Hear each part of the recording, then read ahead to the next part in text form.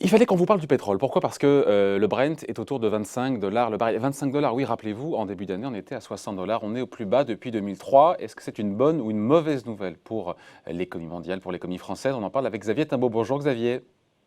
Bonjour David. Merci d'être là avec nous, économiste et directeur principal de l'OFCE. Juste un mot pour dire, parce qu'on parle de la déroute des marchés financiers, des tensions qu'on a pu avoir sur les dettes souveraines, calmées un petit peu depuis l'intervention de la BCE. Mais il y a une déroute, un plongeon qui est d'une rare violence aussi sur le pétrole. 25 dollars le baril de Brent, 20 dollars sur le Brent, sur le WTI américain. Ce qu'il faut expliquer juste avant de voir les conséquences, c'est qu'en fait, le pétrole est victime d'un double choc, comme vous me direz l'économie mondiale, à savoir d'un côté la demande qui s'est effondrée avec toutes les économies qui sont à l'arrêt les unes après les autres, et puis aussi un problème d'offre, choc d'offre avec ce conflit entre l'Arabie Saoudite et la Russie. Tout à fait. Alors les deux sont quand même un tout petit peu liés parce que le conflit entre l'Arabie Saoudite et les autres membres de l'OPEP, et en particulier la Russie, il se révèle à l'occasion de la chute de la demande et de l'absence de mettre en place, enfin la possibilité de mettre en place une réaction concertée entre les producteurs de pétrole pour réduire leur production et donc essayer de limiter la baisse du prix du pétrole. Ce qui fait quand même ce choc très particulier sur le pétrole et qui justifie qu'on en parle aujourd'hui, en fait, c'est quand même le fait que le ralentissement de l'économie mondiale, il touche directement le secteur pétrolier parce que ce qui a impacté de façon massive, c'est le transport aérien qui est quasiment à l'arrêt aujourd'hui. Et puis les mouvements de personnes, il y a dans le monde autour de 1 milliard de personnes qui sont aujourd'hui confinées. Ce que ça veut dire, c'est que ces gens-là ne prennent plus leur voiture.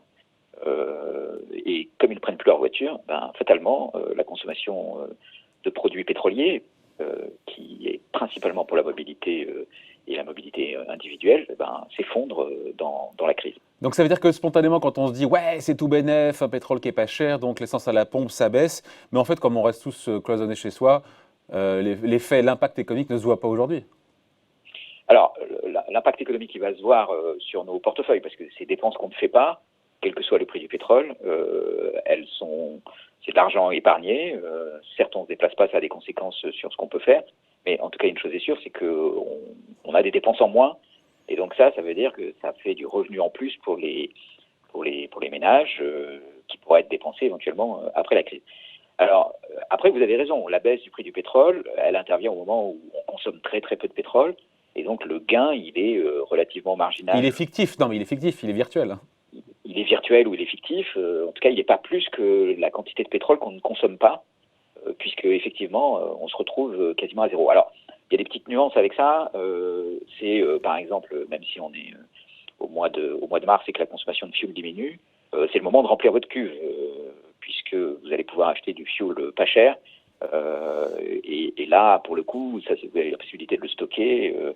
Et pour le coup, il va être à un prix bas parce que précisément, le prix du pétrole est bas et que la consommation de produits fossiles est très basse aussi. Donc c'est pas trop tôt pour dire qu'un pétrole, encore une fois, à 25 dollars, ça a des effets positifs sur l'activité économique, sur le pouvoir d'achat. Encore une fois, même si les économies sont sous cloche, ça reste... Parce que certains ont dit, ouais, c'est un plan de relance géant à l'échelle mondiale que d'avoir un pétrole à 25 dollars. Oui, enfin, il y a juste un problème d'ordre. En fait, on est face à un ralentissement dans les pays développés, enfin dans les pays touchés par les mesures de confinement, qui est de l'ordre, on va dire, de 2,5 points de PIB en moins par mois de confinement. Une baisse du prix du pétrole disons 20 ou 30 dollars sur un mois, si on était en situation normale, donc si on consommait du pétrole normalement, ça nous ferait un impact qui serait de l'ordre de 0,02 points de PIB en plus. Donc, ouais, donc des quenouilles, Xavier. Et donc des quenouilles, exactement. Et donc des quenouilles, donc ça a un effet positif, mais c'est vraiment très marginal. Enfin, chacun va bien le comprendre, bien le voir. Ceux qui sont chauffés au fioul et qui ne sont pas la majorité vont pouvoir bénéficier de la baisse du prix des carburants fossiles. Mais le gain qu'il y a de ce côté-là n'est pas de nature à relancer l'économie face au désastre économique qu'est en train de produire cette crise sanitaire. Donc pour que ça ait un impact, Xavier, pour que ça ait un impact positif, si je comprends bien, il faut que l'activité redémarre et que le pétrole reste à 30 dollars. Dans cette configuration-là, pour le coup, ça sera vraiment ça sera un vrai soutien. Ah oui, ça effectivement, ça serait une configuration dans laquelle on pourrait en bénéficier, c'est-à-dire une fois le confinement terminé, une fois que les économies repartent, si, disons, la dispute entre Oui, les Russes et les les Saoudiens. membres, les Russes et les Saoudiens, les On membres dit de que, l'OPEP, Xavier, je coupe, on dit qu'à un moment donné, ils vont devoir s'asseoir autour de la table, nos amis saoudiens et russes, et enterrer l'âge de guerre et redevenir, on va dire, raisonnable. Parce que les deux y perdent. Je crois que l'équilibre budgétaire en Arabie Saoudite, c'est 80 dollars le baril pour équilibrer les comptes publics et autour de 50, je crois, en Russie. Donc, au bout d'un moment, il va falloir peut-être redevenir sérieux. oui, c'est ça, c'est-à-dire que pour eux, 25 dollars, c'est pas simplement qu'ils y perdent en matière de finances publiques, c'est qu'ils sont au bord de l'implosion de leurs finances publiques. Donc ça va les pousser autour de la table. Alors maintenant, si la dispute se persiste un petit peu, et surtout si la demande ne reprend pas, en particulier pour les produits pétroliers, aussi vite qu'auparavant. C'est ce qu'on peut imaginer, hein, parce qu'on peut imaginer qu'il y aura des effets persistants sur les comportements, par exemple, de tourisme. Même si on est sorti du confinement, on imagine mal les gens se ruer sur les destinations étrangères dès la crise terminée, parce que il y aura toujours la peur du virus, il y aura toujours des foyers de virus à l'étranger, il est probable que les frontières restent fermées pendant un temps assez long. Donc rien que sur la question du transport aérien, on risque d'avoir un effet persistant. Et ça veut dire que la demande, elle sera quand même un peu moins forte qu'elle ne pouvait l'être auparavant. Donc oui, je pense qu'on va avoir un pétrole qui va rester bas pendant quelques mois et que ça sera un soutien bienvenu, en tout cas pour les pays consommateurs de pétrole, à leurs économies. Donc on dit, déplacez-vous un tout petit peu parce qu'on vous entend mal parfois, cher Xavier. On se dit au C'est final, c'est la dommage. question qu'on se pose, bonne ou mauvaise nouvelle alors pour l'économie mondiale, pour l'économie française, ce pétrole à 25 dollars le baril? Alors, au premier ordre, c'est plutôt bon pour l'économie, pour les économies qui consomment du pétrole, comme l'économie française, de toute façon. Donc, Sauf voilà. quand elles sont Après, à l'arrêt. enfin, quand elles sont à l'arrêt, ça nuit pas non plus. Donc, Ouais, voilà. c'est vrai. Par contre, il ne faut pas négliger le fait que ça risque de déstabiliser des pays qui vont subir trois chocs. Donc, c'est le choc sanitaire. Dans les pays en voie de développement, c'est un choc qui peut être considérable et persistant. Ça va, dans certains pays qui sont des pays en développement, qui ont besoin des recettes pétrolières, se combiner à une baisse des recettes qui viennent des revenus pétroliers. Et puis le troisième choc, c'est le ralentissement de l'économie mondiale qui va quand même peser sur tous ces gens-là, plus les effets sur le tourisme.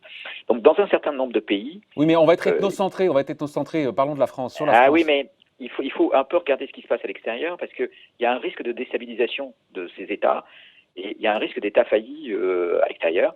Et ça peut en retour nous coûter assez cher avec des flux de migration, avec des nécessités d'intervention dans ces pays et une situation globalement un peu déstabilisée, sans compter que ces pays peuvent éventuellement être des clients pour nos exportations. Donc, on peut dire c'est plutôt positif pour une économie comme celle de la France.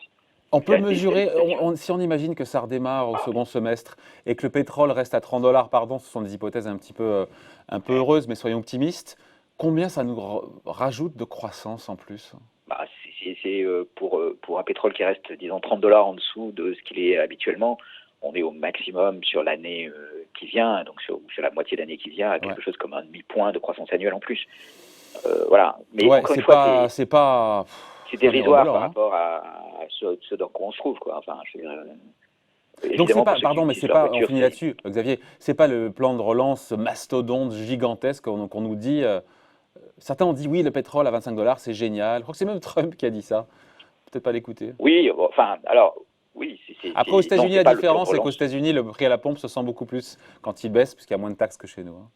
Ouais, il y a une autre différence aux États-Unis, c'est que les États-Unis sont un pays producteur de pétrole et il y a un effet sur la consommation de la baisse du prix du pétrole, mais il y a un effet aussi sur toutes les entreprises qui exploitent le pétrole. Ouais. Et là, le passage à 25 dollars va être redoutable pour le pétrole de roche-mer aux États-Unis, le pétrole de schiste, parce que il y a beaucoup d'entreprises qui risquent de se retrouver en faillite dans cette histoire. Donc, je suis pas sûr que même pour les États-Unis, ce soit si positif que ça. Ouais, c'est plus ambigu, c'est plus ambigu. En tout cas, pour la France, on voit que l'effet d'un baril à 30 dollars, ça rajoute un demi-point de croissance, alors qu'on va en perdre 5 a priori sur l'année, nous disent tous les experts. Voilà. C'est l'épaisseur du trait, hein. C'est un dixième de ce qu'on va perdre. C'est Ouais, pas négligeable. on C'est comprend. une bonne nouvelle, mais c'est pas ça qui va nous sortir rapidement ou plus rapidement de la crise dans laquelle nous sommes. Merci beaucoup pour ces explications, Xavier. Xavier est un beau économiste et directeur principal de l'OFCE. Merci, bye, bonne semaine. Salut David.